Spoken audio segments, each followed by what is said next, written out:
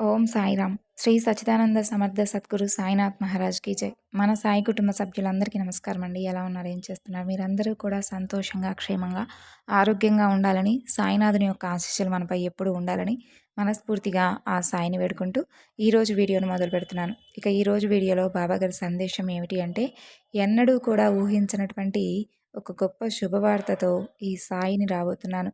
నేను చెప్పే మాటను పూర్తిగా ఆలకించి నీ మనసును ప్రశాంతంగా ఉంచుకో అంటున్నారు. మరి ఈ సందేశానికి ఉన్నటువంటి అర్థం ఏమిటో తప్పకుండా తెలుసుకుందామండి. అంతకన్నా ముందు మన ఛానల్‌ని కనుక ఎవరైనా కొత్తగా చూస్తున్నట్లయితే ఛానల్‌ను సబ్స్క్రైబ్ చేసుకొని, వీడియో కనుక నచ్చిందనిపిస్తే లైక్ చేసి సపోర్ట్ చేయండి ఫ్రెండ్స్. బాబాగారి సందేశానికి ముందుగా చాలామంది ఎన్నో సమస్యల ద్వారా బాధపడుతూ ఎక్కడెక్కడో జ్యోతిష్యం చెప్పించుకుంటూ ఉంటారు కదండి. అయితే సాయిబాబా వారి ఆశీస్సులతో జ్యోతిష్యం చెబుతారు గురూజీ సాయి దేవరాజు గారు. ఉన్నది ఉన్నట్లుగా మన గురించి, మనం ఎదుర్కొంటున్నటువంటి సమస్యల గురించి చాలా చక్కని పరిష్కారం అయితే తెలియజేస్తారు. వారి ఫోన్ నెంబర్ 9618186025.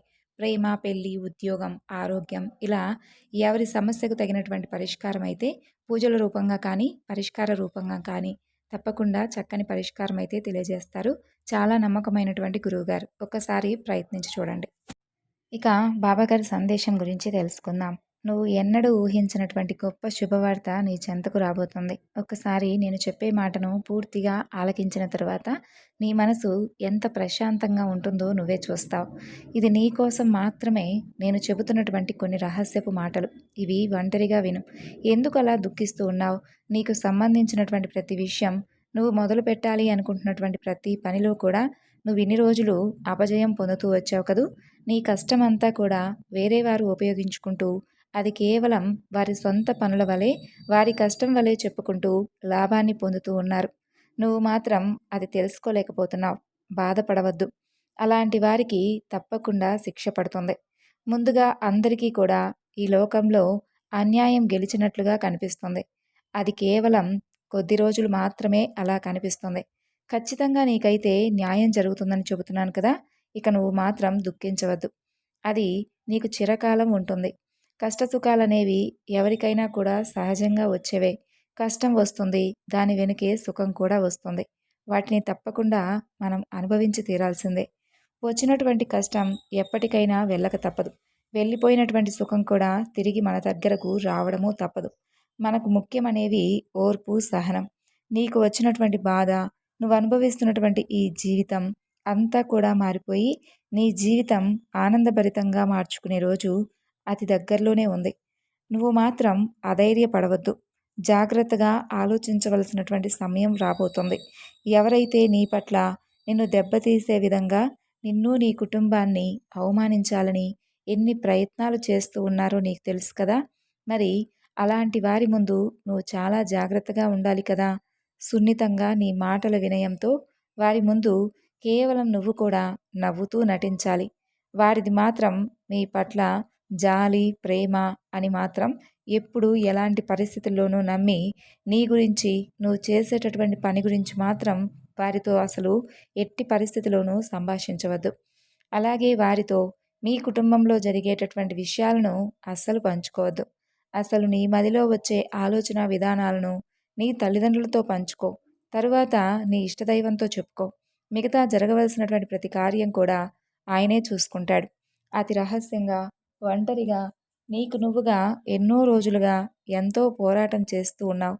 అది ఎందుకు జరగదా? ఆ పనిలో ఎలా విజయం పొందకుండా ఉంటానా?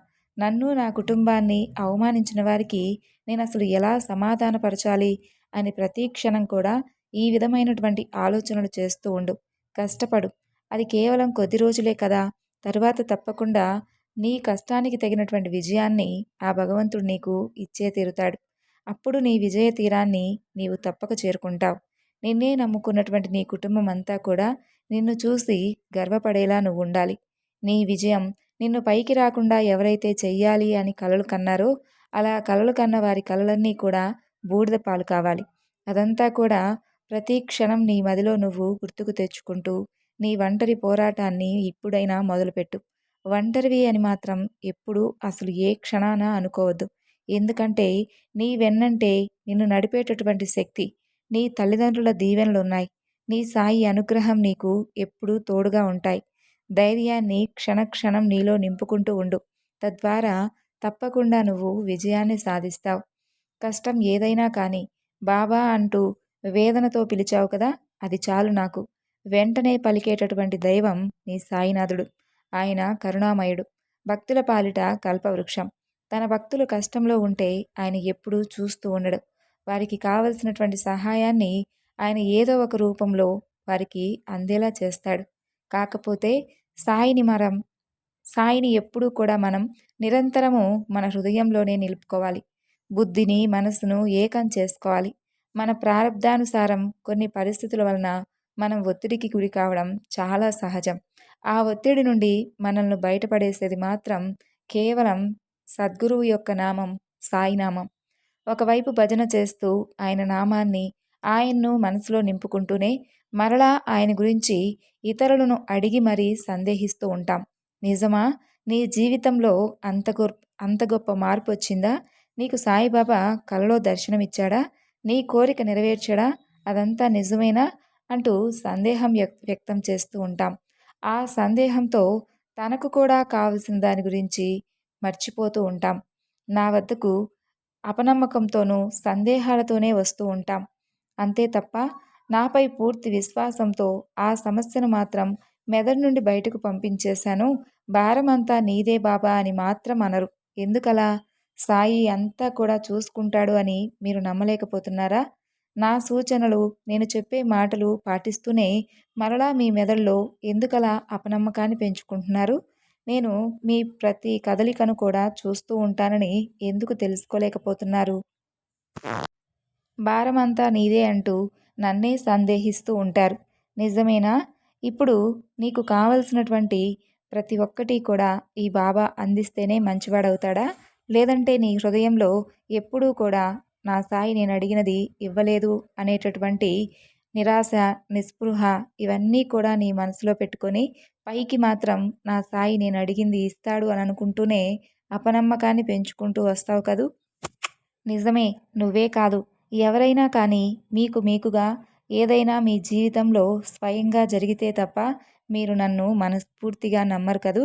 వేరొకరి జీవితం పట్ల వారికి జరిగినటువంటి మేలు గురించి వీటన్నిటి గురించి ఆలోచిస్తూనే నన్ను నమ్ముతూ ఉంటారు. ఆ తరువాత మీకు కావాల్సింది నన్ను అడుగుతారు. మీకు కావాల్సింది వెంటనే దొరకకపోతే ఈ బాబానే అవమానిస్తూ, అనుమానిస్తూ, అపనమ్మకంతో జీవిస్తూ ఉంటారు. ఒకవేళ మీరు అడిగినది వెంటనే ఇస్తే నేను మాత్రం మీకు పుష్కలమైనటువంటి ప్రతి ఒక్కటి దొరికేటటువంటి కల్పవృక్షంగా భావించి, అంతా భారం నీదే బాబా, నువ్వే నాకు ఇంత మంచి చేశావు అని అంటూ ఉంటారు. ఒక్క విషయం చెప్పనా? మంచైనా చెడైనా ఏదైనా కానీ మీ కర్మానుసారంగా జరుగుతుంది. అయితే కొన్నిటికి మాత్రం దైవానుగ్రహం ఉండడం కూడా నిజమే.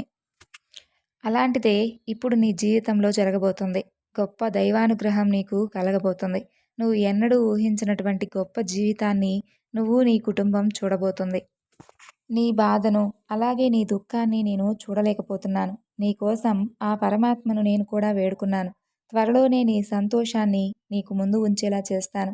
నా బంగారు బిడ్డల కోసం నేనేదైనా చేయగలను. ఇకపై నువ్వు కన్నీరు పెట్టుకోవద్దు. నిన్ను ఎవరైతే కన్నీరు పెట్టుకునేలా చేశారో వారే నిన్ను చూసి దుఃఖించేలా నీ జీవితాన్ని నువ్వు గడపాలి. ఒక పని చెబుతాను. ఎవరైతే నిన్ను, నీ కుటుంబాన్ని బాధ పెడుతూ ఉన్నారో, నిన్ను అసలు దేనికి కూడా కొరగాని వారిలా చూస్తూ ఉన్నారో అలాంటి వారి ముందే నువ్వు తల ఎత్తుకుని జీవించేలా చేస్తాను.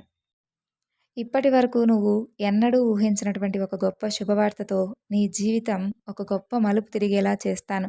ఇది నువ్వు నమ్మిన నాడు నేను చేసేటటువంటి అద్భుతం కూడా నువ్వు తప్పకుండా పొందగలుగుతావు.